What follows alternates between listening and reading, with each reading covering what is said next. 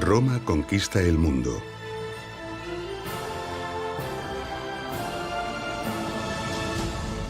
La ambición y el orgullo trascienden los campos de batalla y se alojan en el corazón de cada ciudadano romano. Colosales construcciones son levantadas desafiando a la naturaleza y dominando sus elementos. Grandes obras destinadas a la seguridad y comodidad de los ciudadanos y a mostrar la grandeza de Roma.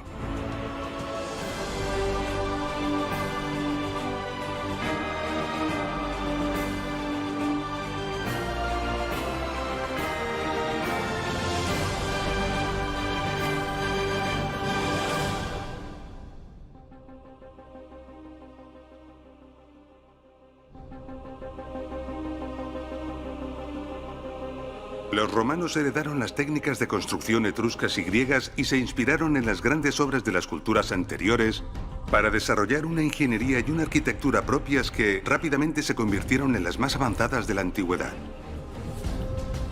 La osadía mostrada por Roma para levantar sus ambiciosas construcciones solo fue superada por su nivel de ingeniería y por la variedad de técnicas que la civilización romana desarrolló para hacer realidad estas construcciones. Para conocer estas técnicas y conocer algunas de las obras más sorprendentes del imperio, vamos a iniciar un apasionante viaje. Un viaje que comenzaremos en la antigua Barcino, la actual Barcelona.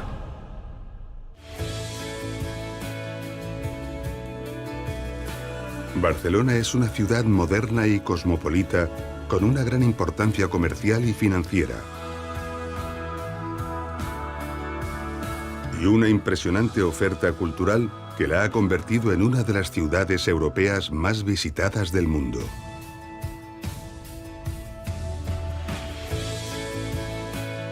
En el centro de Barcelona se encuentra el llamado Barrio Gótico.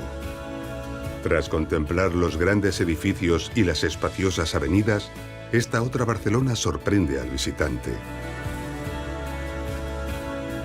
Las angostas y laberínticas calles de este barrio son herederas del pasado medieval de la ciudad. Aquí encontramos numerosas iglesias y palacios. Y también diversos museos.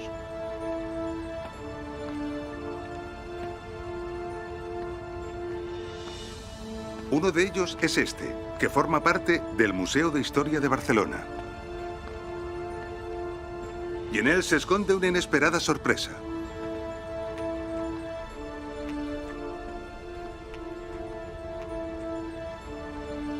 Aquí, custodiadas por el patio medieval de la casa, tenemos 4 imponentes columnas corintias pertenecientes a la Barcelona más gloriosa.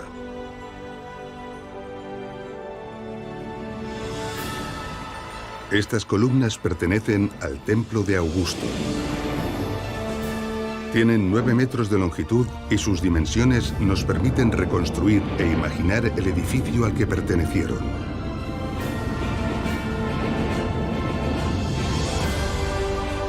Un templo de unos 43 metros de largo y 16,5 de ancho. Centro religioso de la antigua Barcino.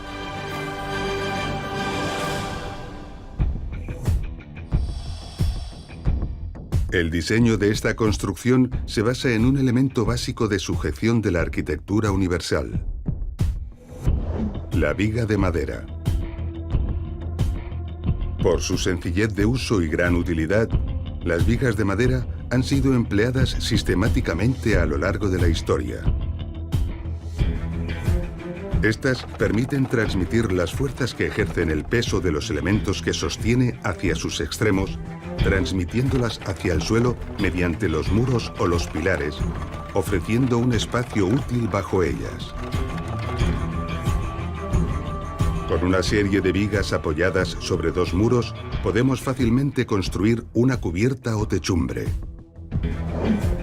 Cuando la viga tiene como función crear vanos en puertas, ventanas o pórticos, recibe entonces el nombre de dintel.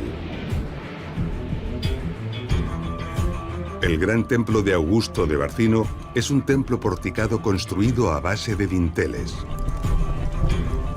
Este tipo de templos estaban emplazados en los foros de las ciudades romanas. Foros que, por ser porticados, también estaban formados por amplias estructuras adinteladas.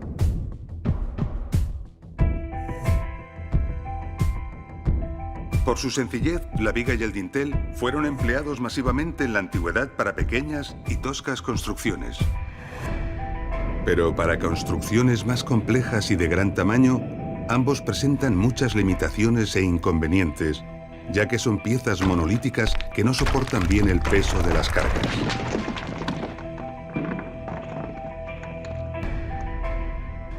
A pesar de estas limitaciones, con ingenio y osadía, algunas culturas levantaron obras prodigiosas empleando el dintel como principal recurso.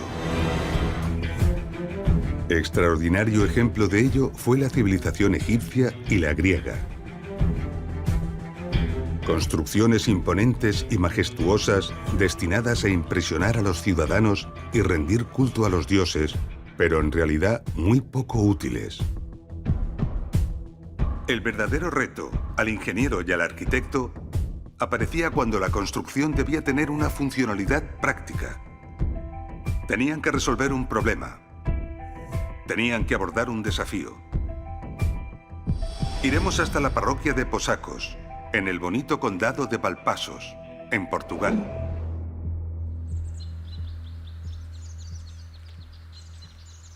Por estos parajes discurría la vía romana que unía Brácara Augusta, la actual ciudad portuguesa de Braga, con Astúrica Augusta, la actual ciudad española de Astorga, la famosa Vía Nova.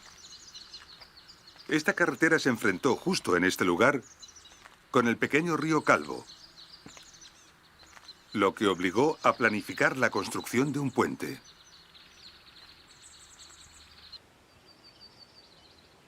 El río Calvo es un río pequeño y la distancia a salvar no es muy grande, unos 7 metros. Pero a pesar de ello, una estructura de vigas tendría que asumir enormes dificultades. Muchos de los vehículos de carga romanos transportaban muchas toneladas de peso y, como hemos visto, la viga tiene el inconveniente de que soporta muy mal las fuerzas en su centro, deformándose y fracturándose con facilidad. Un puente con vigas obligaría a buscar diseños que aumentasen los grosores de las vigas o acortasen los vanos, incrementando el número de estos, haciendo la obra más rudimentaria y convirtiéndola en poco práctica.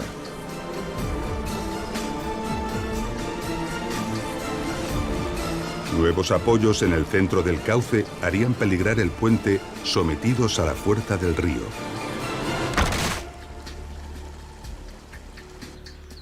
La solución que los ingenieros encontraron para estos casos fue el arco de dovelas, como este que vemos en el llamado Ponte Romano do Arquiño.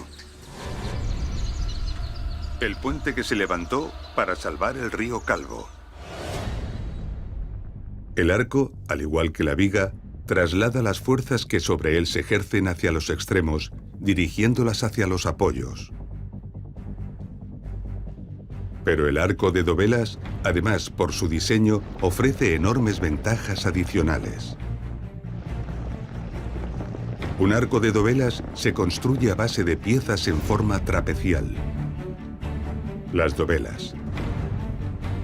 La fuerza que el peso ejerce sobre cada dovela es transmitida por esta a su contigua, concentrando el total de las fuerzas en los apoyos extremos. Esto logra una enorme capacidad de soportar cargas, lo que permite construir sobre el arco los elementos necesarios para levantar la construcción y soportar el tránsito pesado.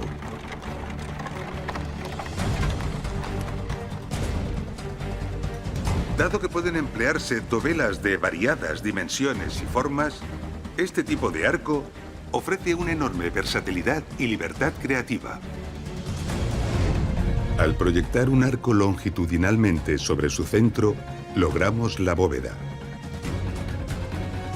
Y si lo giramos sobre el eje vertical que pasa por su centro, formando un casquete esférico, logramos una cúpula. lo que multiplica las posibilidades arquitectónicas de cubrir los espacios edificados de una forma impresionante. Sin embargo, ninguna civilización antes de Roma se atrevió a emplear el arco de dovelas, la bóveda o la cúpula, llevando al máximo sus infinitas posibilidades.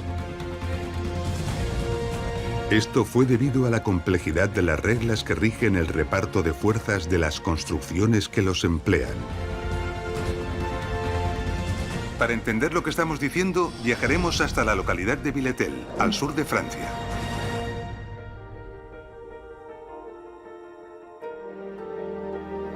En el municipio de Villetel se encuentra el parque arqueológico del Oppidum de Ambrusum. Buena parte de sus restos arqueológicos responden a la mansión de la famosa Vía Domitia. Una estatio donde se daban servicios de descanso a los viajeros de esta calzada romana.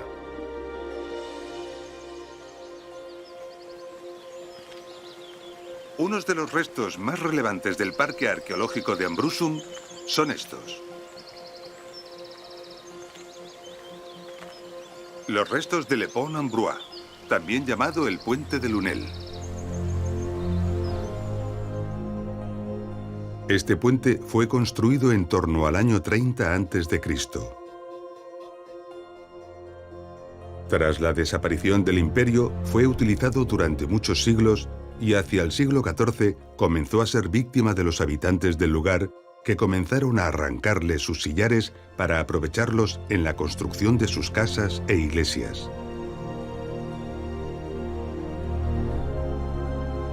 Sabemos que originariamente era una gran obra con 11 arcos.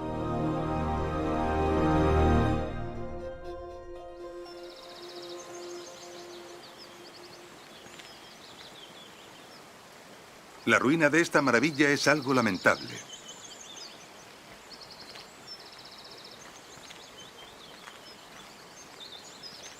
Pero nos ofrece una gran oportunidad. Al dejar a la vista sus entrañas, podemos analizar y comprender los detalles de su interior y deducir algunas de las técnicas que fueron empleadas en su construcción.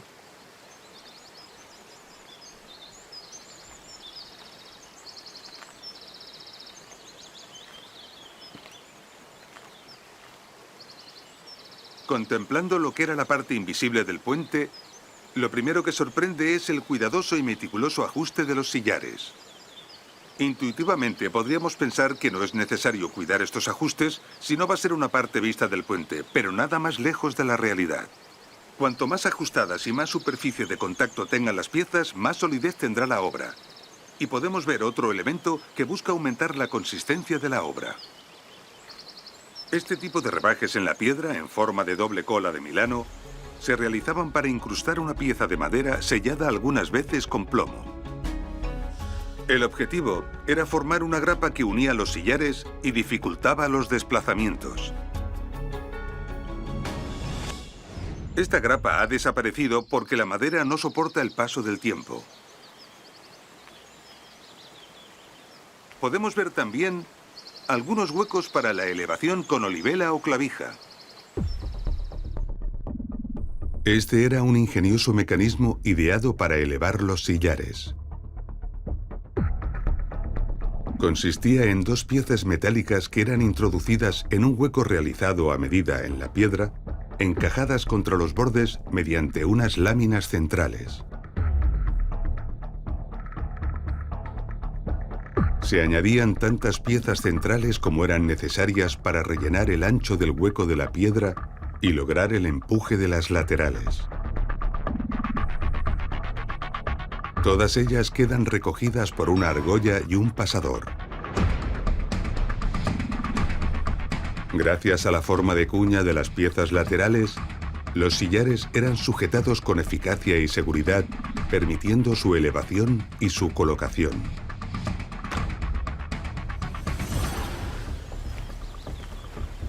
En el arranque del arco que ha sobrevivido podemos ver la curiosa forma que tienen algunas dovelas que intencionadamente fueron sobredimensionadas. Podría parecer que fueron realizadas de esta manera por una cuestión estética, Pero la realidad es muy distinta.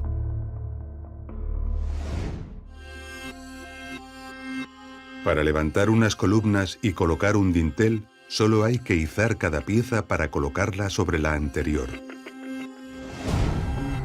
Pero la construcción de un arco exige sostener todas y cada una de las dovelas hasta colocar la última, llamada clave. Es entonces cuando la magia del arco entra en acción y se logra el equilibrio. Nos encontramos pues con la dificultad de sostener las dovelas en su lugar hasta colocar la última. ¿Cómo se lograba esto? La respuesta es construyendo una cimbra. Una estructura de madera que permite recibir y sostener provisionalmente las dovelas. En este puente, la cimbra se sostenía sobre las ménsulas de apoyo. Cuando la última dovela, la clave, era colocada, el arco se sujetaba a sí mismo y la cimbra podía ser desmontada para ser empleada en la construcción de otro arco.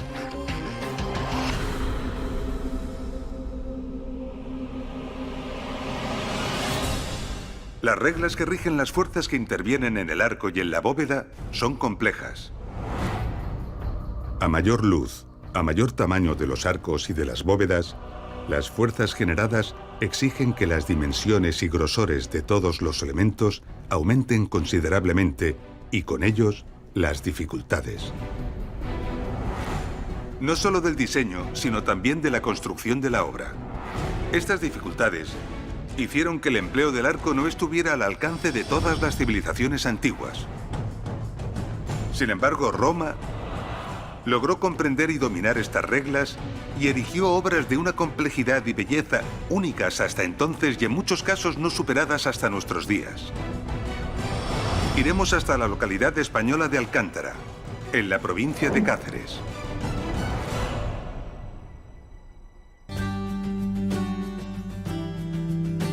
Alcántara es un pequeño pueblo con apenas 1.500 habitantes, pero su encanto, su gastronomía y sus tradiciones lo han convertido en un bonito enclave turístico. Colabora también a ello su relevante patrimonio histórico.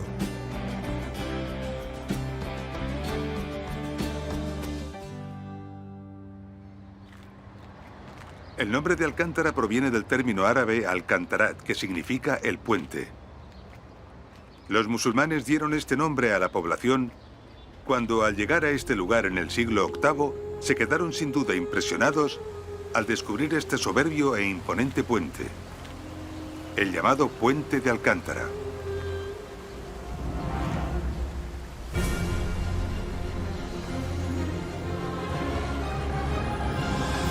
El impresionante puente de Alcántara salva el profundo cañón del río Tajo gracias a sus más de 58 metros de altura y 194 metros de longitud.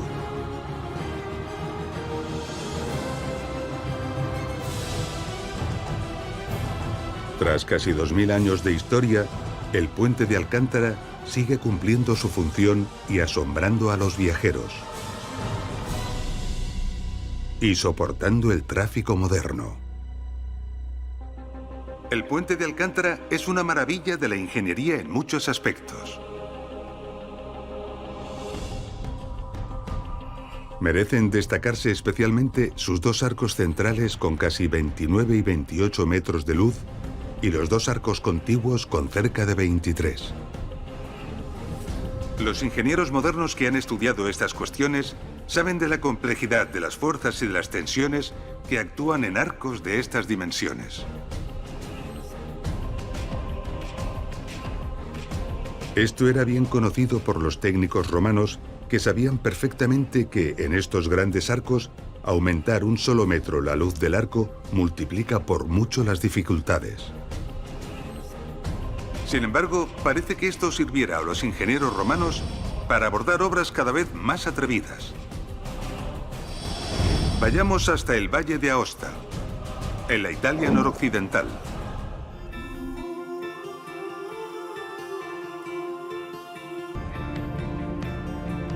El Valle de Aosta es el valle del río Dora-Baltea. Abarca la parte septentrional de los Alpes saboyanos y la parte occidental de los Alpes peninos. En él se encuentran las montañas más altas de Europa, superando muchas de ellas los 4.000 metros de altitud, ofreciendo un escenario alpino de gran majestuosidad y belleza. El Valle de Aosta es actualmente un importante cruce de caminos y también lo fue antiguamente. Importantes calzadas romanas confluían aquí, lo que convertía este valle en un lugar estratégico.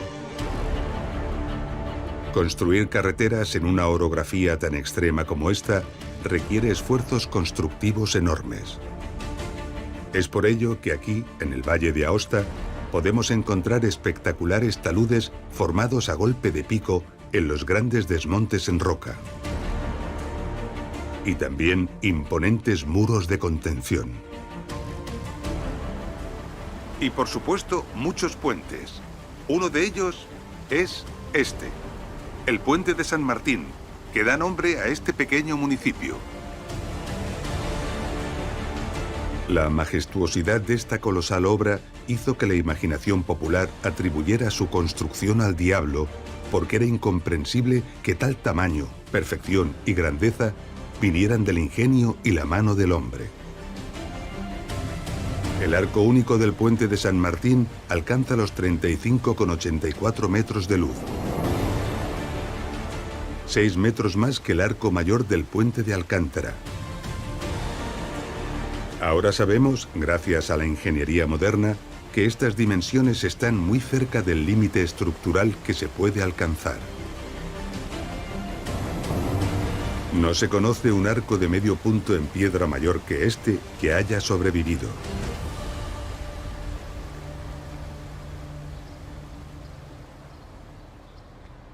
Cuando Roma sometió a los salasos, el pueblo indígena del Valle de Aosta, mandó fundar una ciudad que recibió el nombre de Augusta Praetoria Salassorum.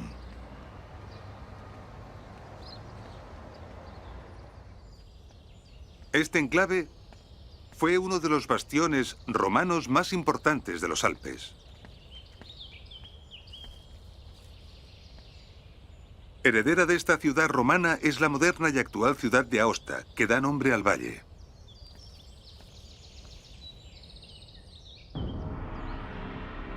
Aosta conserva multitud de restos de su pasado romano.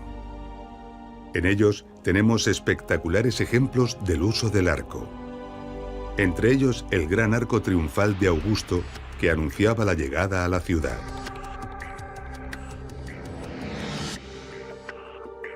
Otro buen ejemplo es la llamada Puerta Praetoria, que permitía el ingreso a la ciudad por el lado oriental. Es una puerta formada por 3 arcos. Uno central para los vehículos y 2 laterales para los peatones. Podemos ver que la puerta conserva todavía algunas placas de mármol originales, indicándonos que todo el exterior estaba forrado, lo que nos permite imaginar la belleza y espectáculo que esta puerta debió ofrecer. Este es un lugar excepcional en el que podemos observar la extremada precisión con la que en ocasiones los canteros romanos ajustaban los bloques de piedra. Si observamos con atención, la precisión es total. No es posible percibir las juntas entre los sillares. Es necesario acercarse mucho y fijarse bien para encontrarlas. Recordemos que cuanta más superficie de contacto existe entre los sillares, la fábrica alcanza mayor solidez. Sin duda, por la unión de sus sillares, este arco se comporta prácticamente como si fuera de una sola pieza. Realmente impresionante y maravilloso. Nuestra máxima admiración a los artífices romanos que hicieron esta obra. Como hemos visto, la precisión que los técnicos romanos lograban para tallar y ajustar los sillares de piedra era asombrosa. Esto siempre ha generado multitud de preguntas acerca de las técnicas que fueron empleadas para extraer, tallar y ajustar los sillares. Para plantear algunas de estas preguntas e intentar responderlas, Nos desplazaremos hasta el Médol, un lugar situado a poco más de 7 kilómetros de Tarragona, la heredera de la antigua Tarraco.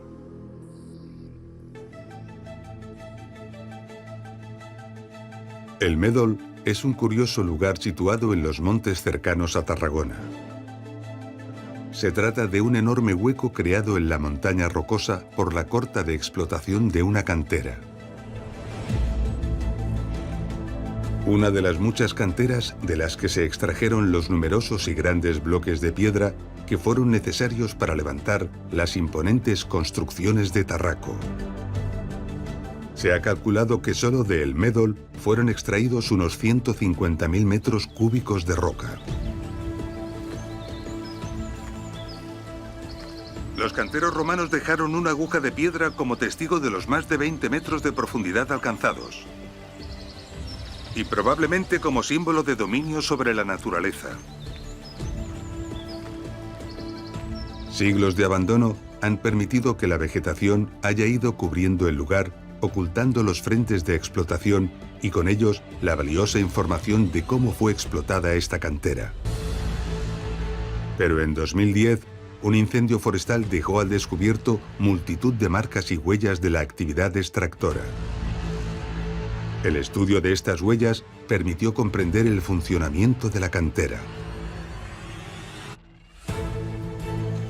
El negativo de los bloques nos delata que el tamaño de estos era de unos 160 por 80 por 70 centímetros y unas 2,5 toneladas de peso. Los bloques eran delimitados con líneas marcadas en la roca o con hendiduras en 1, 2 o 3 de sus lados. Diversas marcas nos indican que se empleaban cuñas para fracturar la roca y arrancar los bloques. La orografía de la cantera indica con claridad las áreas de circulación, los lugares de control y de entrada y de salida del personal, y del material, e incluso de las herramientas.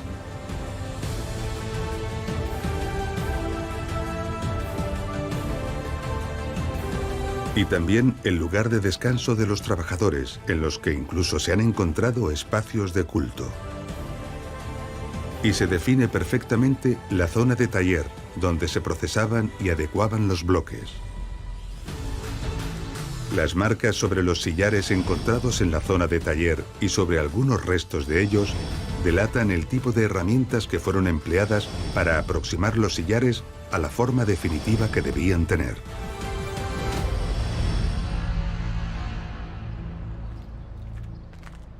Los sillares del Médol, preparados con una forma aproximada a la que era necesaria, eran trasladados a Tarraco para acometer las grandes construcciones. Nos encontramos donde se levantaba una de las 2 grandes torres que comunicaban la parte baja de Tarraco con su gran foro provincial. Esta gran construcción fue muy dañada por el expolio de su piedra y gran parte de sus cimientos y paredes fueron empleados para levantar nuevas construcciones. A partir de la interpretación de los restos, vamos a reconstruir el edificio. En el proceso tendremos ocasión de descubrir algunos curiosos detalles constructivos e intentar responder a la pregunta que nos ha traído hasta aquí. ¿Cómo lograban los romanos el ajuste tan preciso de los sillares? El acceso original a la torre era por esta puerta. Solo unos pocos sillares, en la parte alta, muy mal conservados, son originales. Pero en el interior, la excelente conservación de los sillares nos permite descubrir el resultado de la maravillosa técnica empleada y el exquisito encaje con que los técnicos hicieron los sillares. En el diseño cuadrado de la puerta se optó por un dintel formado por dovelas. Al igual que en los arcos, la pieza del medio se llama clave. En esta puerta puede verse la forma dada a algunas de las dovelas con las caras laterales en forma de Z, logrando una especie de engatillado. El objetivo de este engatillado es evitar que deslicen las dovelas unas con otras ante cualquier pequeño desajuste provocado por el más leve movimiento. Es por ello que esta técnica fue ampliamente usada en las zonas donde eran frecuentes los seísmos, y es realmente extraordinario encontrarlas en esta parte del imperio. El diseño cuadrado fue escogido sin duda por una cuestión estética, pero representó un problema. ¿Cómo es posible que este dintel, que además no está ejecutado en una sola pieza, pueda soportar el enorme peso del muro que está sobre él? La respuesta la encontramos allá arriba, donde podemos ver algo que pasa desapercibido a los ojos no expertos. Un arco ciego incrustado en la construcción de la pared, que no es otra cosa que un arco de descarga. La misión de este arco, como su nombre indica, es la de descargar las fuerzas provocadas por el enorme peso del muro que tiene encima y transmitirlas hacia los laterales de la puerta. De esta forma, el dintel queda libre de unos empujes que no podría soportar. Y al otro lado, podemos ver la escalera que delata la funcionalidad de la torre. A través de ella, los ciudadanos podían acceder desde la parte baja de la ciudad al gran foro provincial y al criptopórtico que se abría en su lateral. Y también permitía el acceso a la parte superior del graderío del circo, tanto desde la parte baja de la ciudad como desde el criptopórtico y el foro provincial.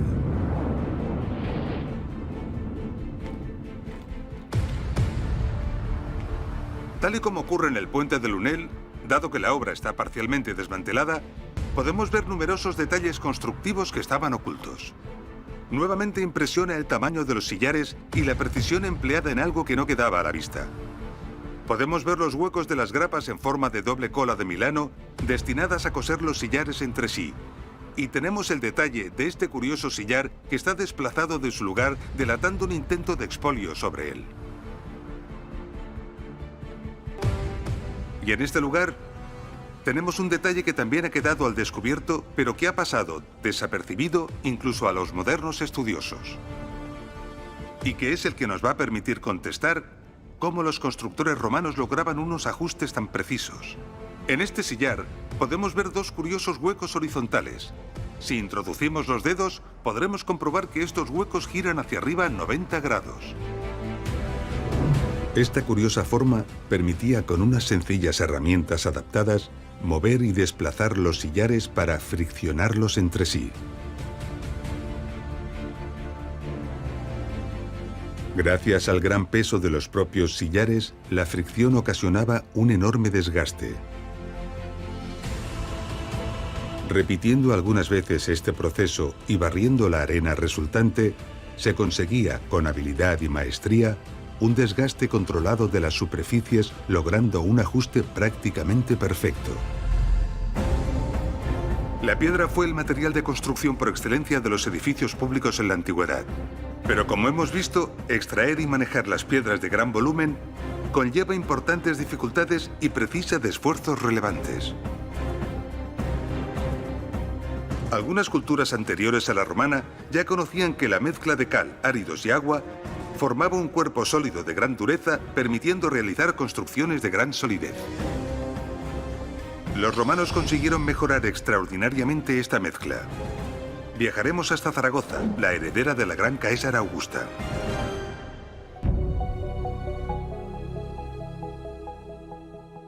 Zaragoza es una próspera y moderna ciudad. La quinta ciudad más poblada de España. De su valiosísimo patrimonio histórico y artístico de todas las épocas, destaca sus restos romanos, ya que la Zaragoza actual está construida sobre la gran Caesar Augusta. Una gran ciudad fundada por orden del emperador Augusto como lugar de retiro para sus veteranos de guerra. La grandeza de Caesar Augusta se manifiesta a medida que las excavaciones arqueológicas sobre la ciudad actual ponen al descubierto los restos de la gran ciudad romana. El conocimiento logrado del estudio de estos restos está permitiendo resucitar la gran Caesar Augusta.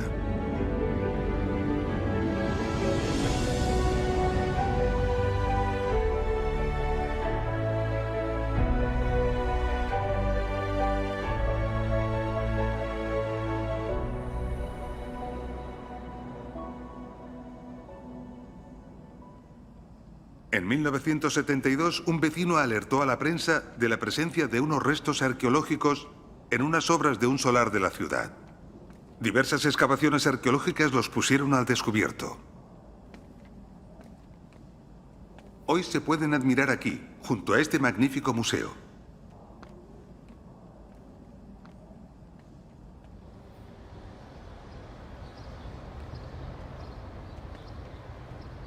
Los ingenieros romanos construyeron las cimentaciones y los muros de esta estructura con un material distinto al de los sillares que la recubrían. Un material duro y resistente que ha persistido hasta nuestros días. Este material es el hormigón romano, mezcla que ellos llamaban obra cementada u opus caementicium. Los romanos hacían el hormigón mezclando áridos de la mejor calidad y dureza, muchas veces transportados de mucha distancia si no existían en el entorno, con cal también de calidad y con agua, todo ello en las proporciones adecuadas. La mezcla al inicio es fluida y fácil de manejar, y se le podía dar cualquier forma con el empleo de encofrados, estructuras de madera de sujeción temporal. Pronto la masa se solidifica, creando un material de enorme dureza y resistencia. Los encofrados podían entonces ser retirados para volver a ser aprovechados. Podemos ver en muchos de estos restos las marcas de los tablones empleados para los encofrados.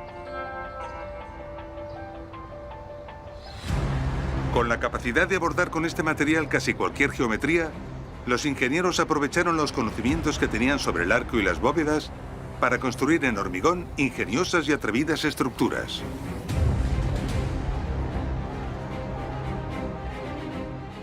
Estructuras como esta, la estructura interna que sostenía el graderío del Gran Teatro Romano de Caesarea Augusta. Formada por un excelente diseño, esta estructura soportaba todo el peso de la construcción que sobre ella se levantó. Miles de sillares, placas de mármol y docenas de columnas y estatuas.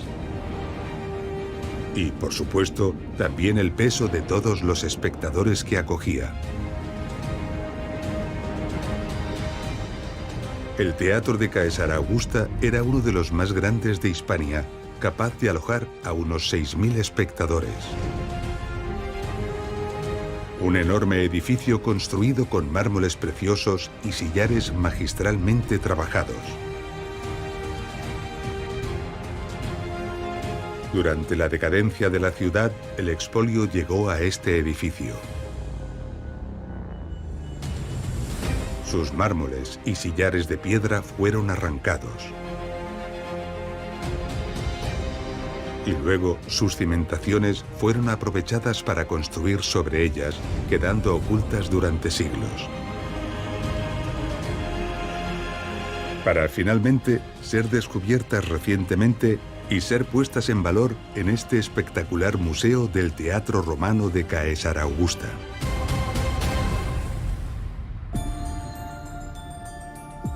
Como hemos visto, una gran estructura interna soportaba el Gran Teatro de Caesarea Augusta. Un esfuerzo constructivo y de diseño que cuando la obra está acabada pasa fácilmente desapercibido. Hay otro elemento fundamental e importantísimo de toda obra que pasa aún más inadvertido: la cimentación. Iremos a la ciudad española de Mérida, la que fue la gran colonia Augusta Emérita.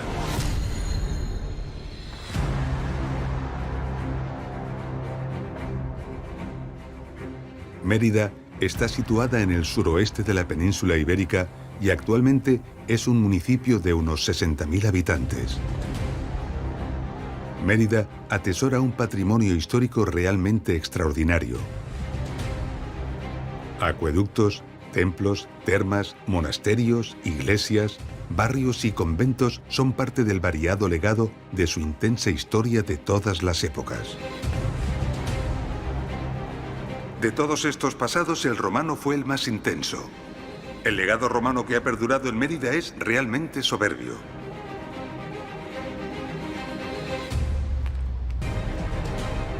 En pleno centro de Mérida nos encontramos con los impresionantes restos del templo de Diana.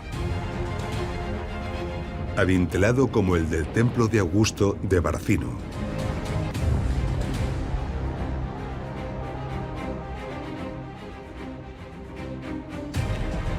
Cerca del templo de Diana encontramos la esquina de uno de los pórticos monumentales del Foro de la Colonia.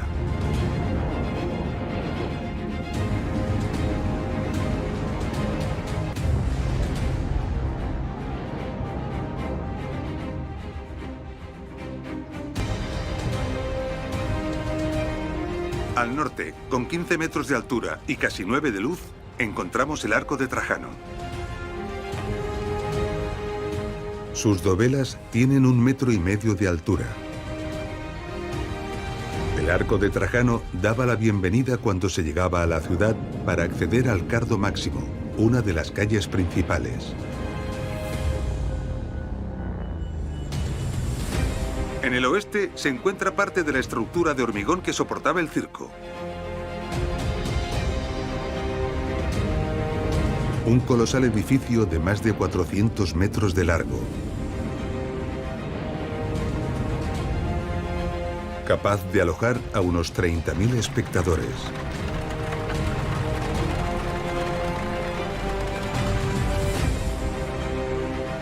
En el sur, los restos del anfiteatro, similar en tamaño al de Tarraco, pero mejor conservado.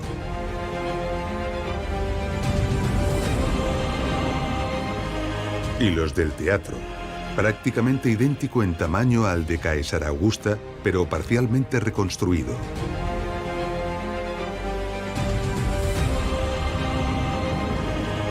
Espectaculares puentes de Emérita Augusta han perdurado.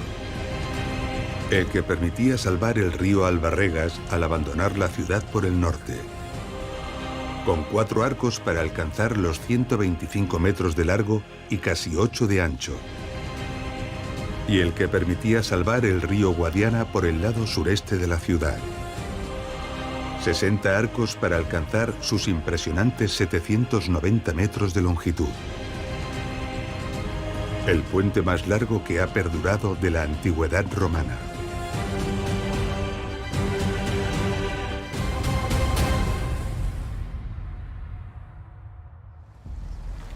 Puentes impresionantes que merecerían mucho tiempo para conocerlos bien y que lamentablemente no vamos a poder tratar en detalle. Pero vamos a detenernos ahora un instante en el puente que cruza el Guadiana para reflexionar sobre sus cimentaciones. El lecho del río Guadiana en este punto está lleno de sedimentos y es muy fangoso. Levantar una construcción como esta sobre este fondo representa un verdadero reto. Un puente de estas características, cuyo peso, unido al del tránsito que tenía que soportar, que en ocasiones podía ser de cargas muy pesadas, puede ofrecer un peso total muy relevante. Un peso capaz de hundir la estructura en los blandos terrenos, desplazándola y desencajando las dovelas y arruinando todo el puente. Para resolverlo es necesario diseñar y construir una excelente cimentación. Una cimentación capaz de alcanzar el profundo y duro terreno. Esa conexión entre los pilares y el terreno duro podría hacerse de diversas formas. Mediante pilotes, clavándolos con máquinas especiales y luego asentando la pila sobre ellos. O mediante la construcción de ataguías, que eran empalizadas estancas para secar el espacio de asiento de la pila y luego eliminar el terreno blando para asentar la pila. También podía disponerse un sistema de pilotaje dentro de la ataguía si era necesario, al no poder llegar fácilmente al terreno competente. Otra posibilidad es la que creemos que fue empleada en este puente de Augusta Emérita: sustituir el terreno blando que habían eliminado por hormigón y sobre él asentar la pila.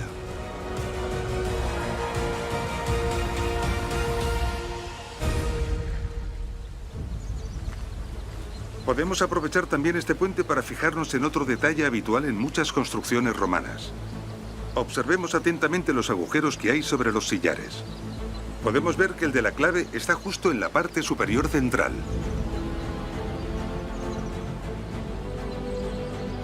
Y luego los del resto de dovelas se van desplazando según ésta se aleja de la clave de forma simétrica a cada lado. Esto responde fielmente al modo de elevación de los sillares que fue empleado aquí. Los sillares eran elevados por grúas que multiplicaban la fuerza del hombre gracias a ingeniosos grupos de poleas. Para sujetar los sillares se empleaban distintos métodos que eran escogidos de acuerdo con su eficacia y funcionalidad en cada caso.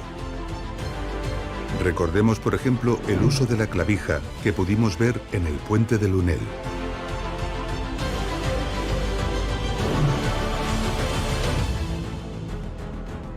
Otro método era la elevación mediante cuerdas, para lo que se dejaban tallados tetones o espigas en los sillares. Y otro, el empleado aquí, la tenaza de elevación. La tenaza de elevación era muy útil a la hora de posicionar dovelas, porque permitía sostener las piezas con su inclinación definitiva. Los constructores calculaban cuánto había que desplazar los agujeros de sujeción para que la pieza descendiera con el ángulo adecuado, facilitando enormemente las operaciones de colocación.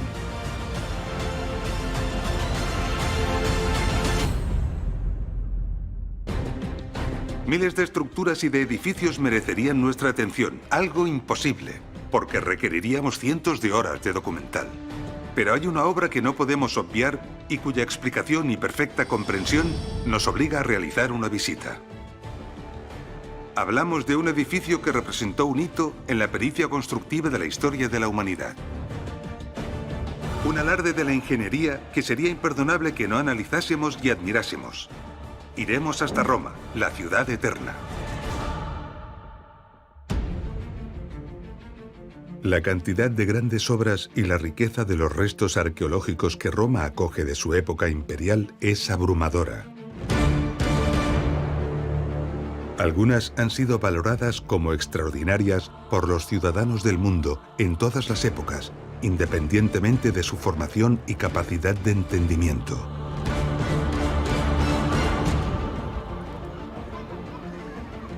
Pero muchas de estas obras, que asombran y sobrecogen a cualquier persona, son obras de ingeniería tan impresionantes que solo los más expertos son capaces de comprender en toda su dimensión.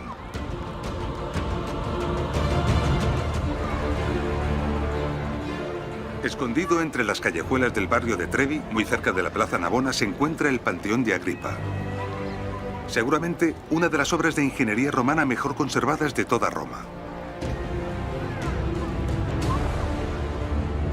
El arquitecto que diseñó el templo de Agripa planificó un pórtico de 34 por 16 metros, con 16 impresionantes columnas monolíticas de granito gris traído de Egipto de casi 1,5 metros de diámetro, 12 metros de altura y unas 80 toneladas de peso.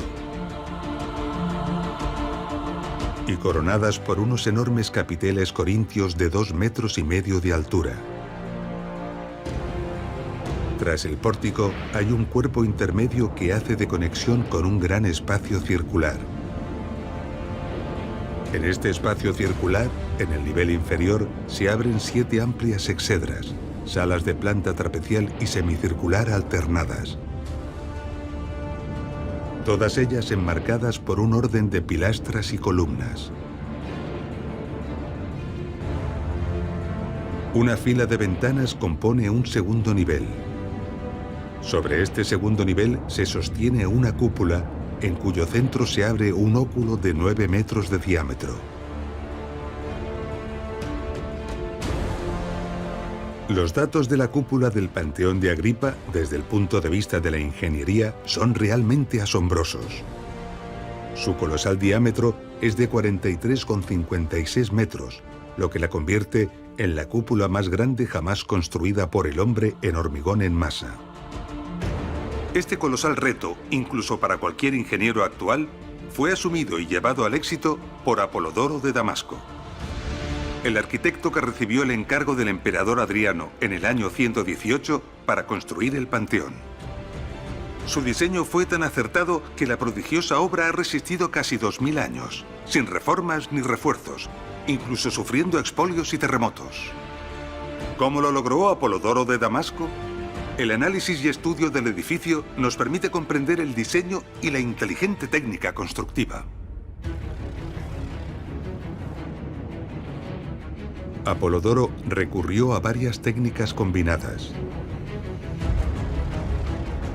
La cúpula fue construida mediante 7 anillos sucesivos concéntricos de hormigón, soportados todos ellos por una cimbra radial que se apoyaba en el óculo y la cornisa del arranque interior de la cúpula.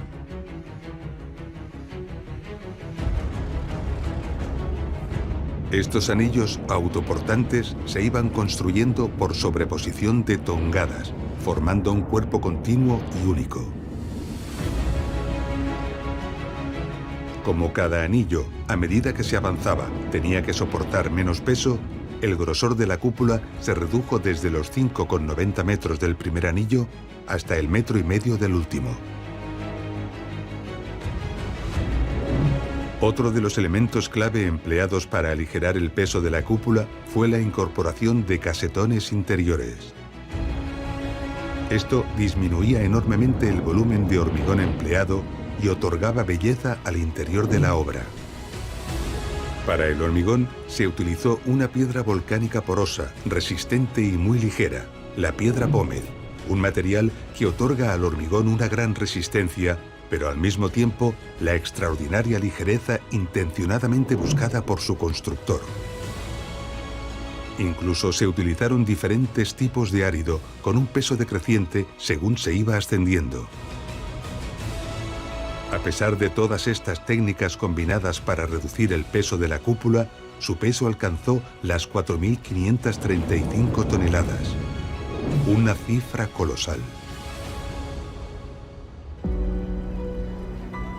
El aspecto original del Panteón de Agripa ha cambiado mucho, pues está desprovisto de la pulida piedra y del bronce que envolvía la cúpula. Su aspecto original debía de impresionar.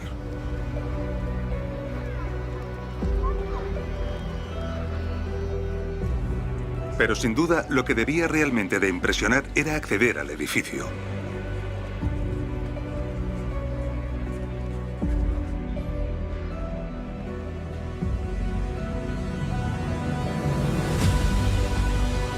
Aquí dentro, la grandeza de la arquitectura y de la ingeniería llevada a su máxima expresión y la proeza humana llevada a la realidad sobrecoge. Es muy difícil describir lo que se siente cuando estás aquí dentro. Especialmente si comprendes la ciencia que esta maravilla encierra.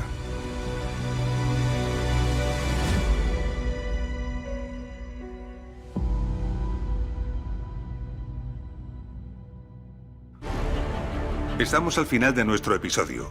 En él hemos comprendido la ambición y capacidad de la civilización romana para innovar a la hora de diseñar y levantar obras como ninguna otra civilización logró. Hemos comprendido las técnicas y tipos de estructuras que los arquitectos e ingenieros romanos emplearon para diseñar sus construcciones.